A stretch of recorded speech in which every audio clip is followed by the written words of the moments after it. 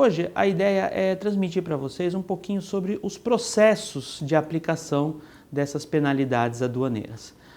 Basicamente eu vou dividir em 3 tópicos, tá? Por quê? Porque primeiro, o processo de aplicação da pena de perdimento da mercadoria, do veículo e da moeda é o mesmo. Ele começa com a lavratura do auto de infração e termo de apreensão e guarda fiscal, onde é descrito o motivo da aplicação da pena de perdimento do veículo, da moeda ou da mercadoria. E lavrado esse auto, o autuado tem um prazo de 20 dias para apresentar a sua impugnação, a sua defesa. Nessa defesa, o autuado, que é intimado ou por via edital ou por via pessoal, ele pode apresentar todas as matérias de fato e de direito que são atinentes ao caso, que serão utilizadas para a sua defesa, para comprovar a incorreta aplicação da pena de perdimento. Inclusive, o autuado ele pode requerer diligências a serem realizadas pela autoridade para comprovar a sua inocência. Decorrido o prazo de 20 dias, apresentada a impugnação, essa defesa vai para julgamento, segundo a lei, para o ministro da Fazenda. E a lei também diz que o ministro da Fazenda pode delegar essa competência.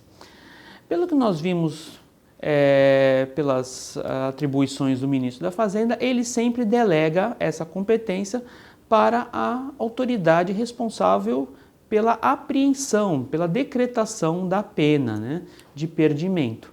Ou seja, se a pena de perdimento, vamos dizer assim, foi aplicada no Porto de Santos, a responsável pelo julgamento vai ser o inspetor da alfândega do Porto de Santos.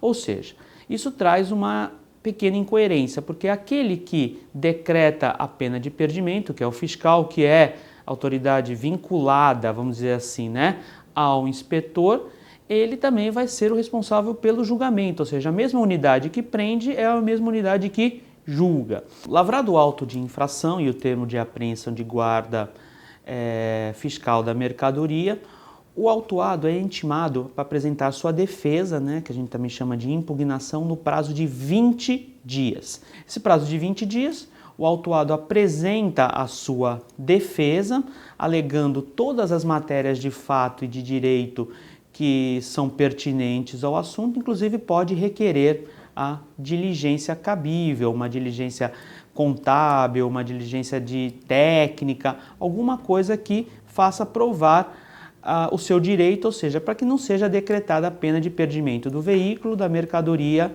ou da moeda. Apresentada a impugnação, esse recurso tem que ser julgado. E a lei diz que a autoridade competente para o julgamento seria o ministro da Fazenda. Mas só que a lei também diz que o ministro da Fazenda ele pode delegar esta competência. E o que acontece em todos os casos é que o ministro da Fazenda delega essa competência à autoridade competente pela unidade de apreensão. Ou seja, se a mercadoria é apreendida no Porto de Santos, a autoridade competente para o julgamento deste recurso é o inspetor-chefe da alfândega do Porto de Santos. Aí surge uma incoerência, para não dizer outra coisa, porque a autoridade que prende a mercadoria, que apreende a mercadoria, vai ser a autoridade responsável pelo julgamento, ou seja, quem prende e julga parece um pouco fora da nossa realidade jurídica. Mas é o que a lei diz e é o que vem acontecendo. E depois é que surge uma outra incoerência, um outro absurdo constitucional, vamos dizer assim, é porque desse julgamento proferido pela autoridade competente, não cabe mais nenhum recurso administrativo. Ou seja, a lei aduaneira fere o princípio constitucional do duplo grau de jurisdição.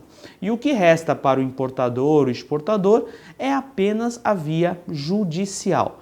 Lembrando que, durante o processo administrativo, a lei não menciona em nenhum momento a suspensão da aplicação da destinação da mercadoria.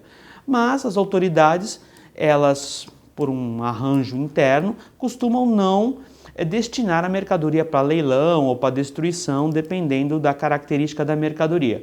Mas, após o julgamento administrativo, essa mercadoria pode ser destinada ao leilão, e isso traz um incômodo muito grande para os importadores e exportadores que têm que se socorrer do judiciário para tentar impedir um eventual leilão ou destruição ou outra destinação da mercadoria.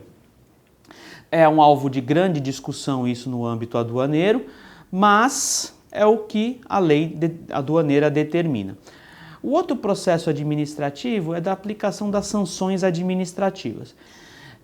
Aplicada a sanção administrativa, julgada, melhor dizendo, né, essa sanção administrativa em primeira instância, ainda cabe recurso administrativo para a Superintendência da Receita Federal. Este recurso também é o prazo de 30, tem um prazo diferente do prazo de defesa inicial, que é o prazo de 30 dias. Ou seja, primeiramente nós temos 20 dias, depois 30 dias. E depois do julgamento do superintendente, só resta socorrer-se de novo ao Poder Judiciário. E por fim, no caso de aplicação da penalidade das multas aduaneiras, as multas aduaneiras, como o próprio nome diz, é uma penalidade pecuniária, ou seja, envolve dinheiro.